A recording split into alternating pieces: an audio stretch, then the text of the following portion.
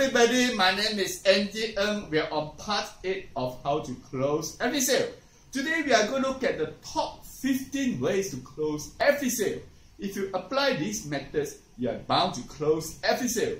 Otherwise, you are just closing files. And the top way is this thing called assumptive close. That means we always assume people want to buy. We do not assume they do not want to buy. That's why we will never ask questions like, do you want to go ahead? What do you think? Instead, we ask questions that assume they want to buy, and usually that will be a detailed question. Like we ask them, how do you want to settle this? When do you want the delivery? In other words, we always assume they want to buy.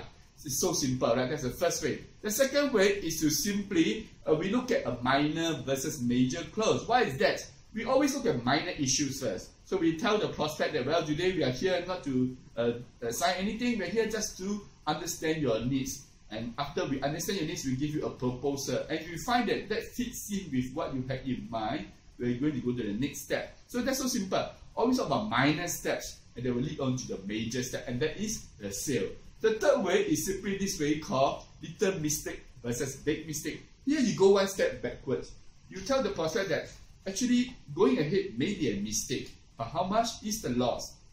For example, you are selling something that is worth $5,000, so you tell him, how much will you lose if you go ahead? You will lose the amount that you pay, right? Can you lose more than what you pay? There's no way, right? So if you pay $5,000 for this, you will lose $5,000. That's all. That's a maximum loss. But what will happen if you do not go ahead? And if there is something that happened, would that be a bigger mistake?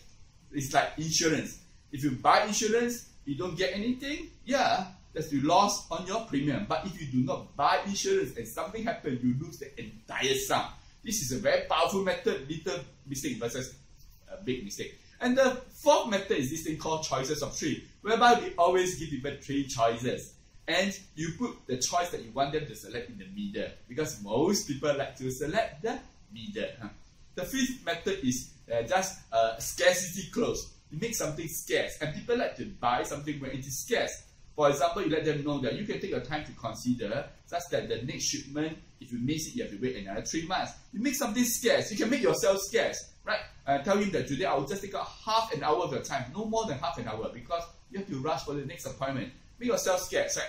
The sixth method is this thing called compromise close. Here you are very nice. You actually be flexible. You are going to a negotiation with him, so you compromise. He asks for this, you give him this. This is the simplest way, and most customers will love salespeople that compromise. And the next one is to simply be very sincere. You let him know that I want your business. Look here, I want your business. So that's why I'm going ahead. I hope you will consider this very seriously and give us a try. Give us a chance to prove ourselves. Right? Number 8 method is that you actually list for and against. Most people like to analyze. So you list the reasons against first. Why you should not go ahead. Right? For example, it is too expensive. Secondly, it does not meet your needs. And thirdly, the timing could be too long. Another reason? Maybe the fourth reason, the specifications may not suit your needs. That's all, right? 4 reasons why you should not go ahead. Then you explain to the prospect that, is it okay that now we one by one analyze this reason? For example, it is too expensive. How we can make it cheaper? And then second thing, timing not suitable, delivery not suitable, and how we can arrange the timing, turning the specs not suitable, and how we can adjust the specs. And then you ask the prospect one by one, have I answered all your concerns? Have. If he says yes, then is it okay that now I move on to the reasons that we should go ahead? And you list down your reasons that should go ahead. And those reasons should be at least one more reason than the against.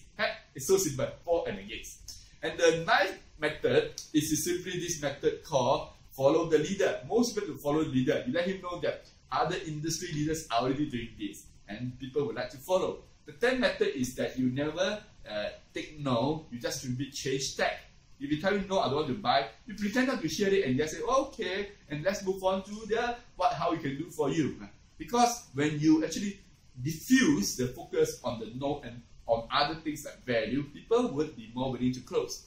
And the next method is this thing called the 11th method is called solve both problems. You let the prospect know that you have an issue, that's why I give you this proposal.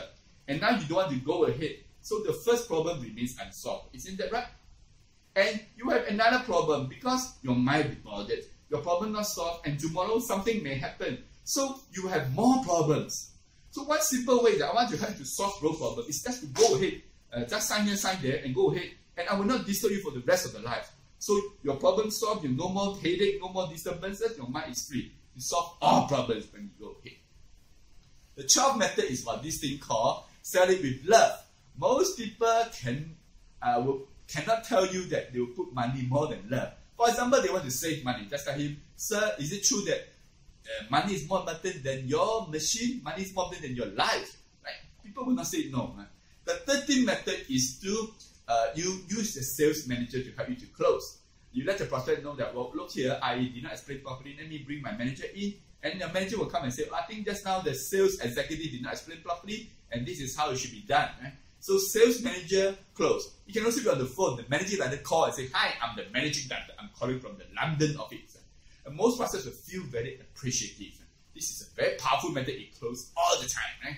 The number 14 method is what this thing called inflation. You let people know that if you do not go ahead, you appear that you're saving money, but actually in reality you're wasting money because of inflation when your money becomes smaller. And let's say 1 year later you want to go ahead, you have to pay more. Plus you are not able to enjoy the benefits. The last method, the 15th method, is also my favorite. If you have ever done the number 1 to 14 and still cannot close, I think you should not bother to close anymore. I would rather lose the battle and win the long-term war. So I tell you, look here, since you do not find it beneficial, let's forget about it. Let's talk about your family. Let's talk about your dream. What do you really want to do? Talk about aspirations. You talk about something that touches his heart. When it touches his heart, people will be more easy and they're ready to close. So ladies and gentlemen, the above are the top 15 ways that you can close every sale. And in our next part, we'll look at the various ways of what you can do to overcome this thing called the inner fear. So with that, my name is Andy Ng, and this is How to Close Every Sale Part 8. Next time we see. Bye-bye.